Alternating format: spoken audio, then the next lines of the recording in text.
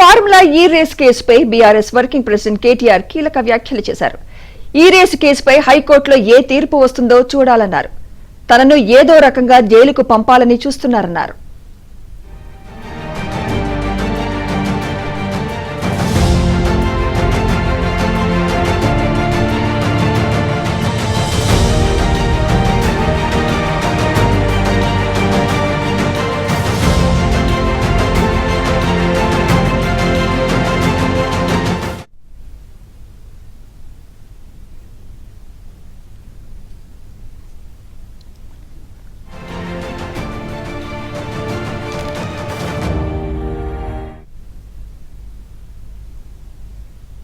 ఇదే అంశంపై మరింత సమాచారం మా ప్రతినిధి నరేష్ అందిస్తారు. Naresh, BRS party working president KTR కొన్ని సంచలన కామెంట్ చేశారు. ఈడీ విచారణకు ఈ నెల 7వ తేదీన ఆయన ఈడీ విచారణకు హాజరు కావాల్సింది ఫార్ములా ఈ రేస్ కేసుకు సంబంధించి. అయితే ఈ కేసులో తను హాజరు కావాలా లేదా అనే అంశాన్ని లాయర్లు చూసుకుంటారు. ప్రస్తుతం లాయర్లు మాట్లాడుతున్నారు అనేది ఆయన చెప్తున్నమాట. వాస్తవానికి నిన్ననే హైకోర్టులో ఒక తీర్పు వచ్చింది. హైకోర్టులో ఆయన వేసిన క్వాష్ పిటిషన్ మీద తీర్పును ఏదైతే హైకోర్టు రిజర్వ్ చేసింది, ఆ తీర్పు వచ్చే వరకు కేటీఆర్ను అరెస్ట్ చేయొద్దు అనేది నిన్న హైకోర్టు చెప్పిన మాట.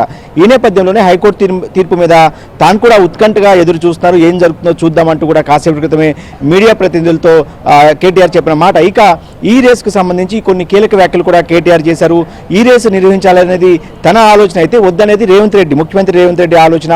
కాబట్టి ఇద్దరి ఆలోచనలకు క్యాబినెట్లో ఈ ఆలోచన మీద క్యాబినెట్లో చర్చ జరగలేదు. కాబట్టి తన మీద కేసు పెట్టినప్పుడు రేవంత్ రెడ్డి మీద ఎందుకు కేసు పెట్టకూడదు అనేది కేటీఆర్ ప్రశ్నగా ఉంది. ఇక ఈ నిర్ణయం మీదే ఈ రేసు నిర్వహించడం ద్వారా హైదరాబాద్ బ్రాండ్ ఇమేజ్ పెంచాననేది కేటీఆర్ మొదటి నుంచి చెప్తూ వస్తారు. అసలు ఏసీబీ ఎఫ్ఐఆర్ తప్పైనప్పుడు, అంటే ఒకవేళ హైకోర్టులో తీర్పు కనుక తనకు అనుకూలంగా వస్తే ఏసీబీ తీర్పు ఎఫ్ఐఆర్ తప్పైతే సహజంగానే ఈడీ కేసు కూడా అసలు ఉండదు అనేది ఆయన వాదనగా ఉంది. మొదటి నుంచి కూడా ఇదే వాదనను కేటీఆర్ వినిపిస్తూ వస్తున్నారు. ఇంకొక వైపు ఏదైతే విచారణకు సంబంధించి రేపు 2వ తారీఖు హెచ్ఎండిఏ మాజీ చీఫ్ ఇంజనీర్ బేలన్ రెడ్డి విచారణకు హాజరు కాబోతున్నారు.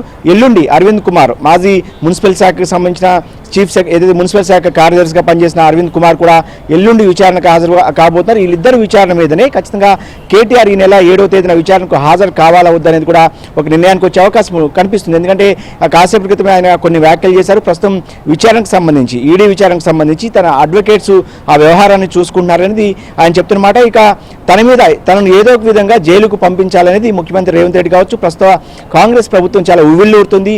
కానీ ఎక్కడా కూడా అటు కాంగ్రెస్ ప్రభుత్వానికి, ముఖ్యమంత్రి రేవంత్ రెడ్డికి కూడా ఏ ఆధారాలు దొరకటం లేదు.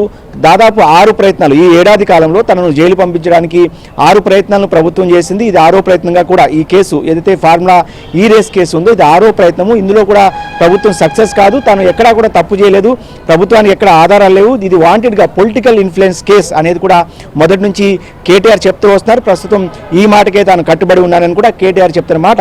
ఇక అప్పుడు ఈ రేస్ నిర్వహించాలన్న నిర్ణయం మున్సిపల్ శాఖ మంత్రిగా పూర్తిగా తనదే, అధికారులకు ఎలాంటి సంబంధం లేదు అనేది కూడా గతం నుంచి కూడా ఆయన చెప్తూ వస్తారు.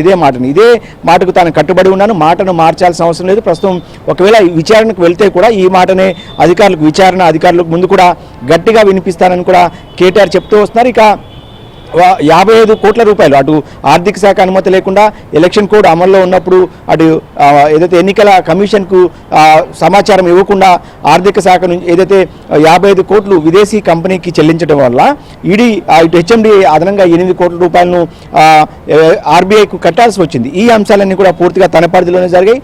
ఒక శాఖకు సంబంధించిన మంత్రిగా పూర్తి అధికారం తనకు ఉంటుంది కాబట్టి ఆ మేరకే నిర్ణయం తీసుకున్నాను. కాబట్టి అధికారులకు ఎలాంటి సంబంధం లేదు.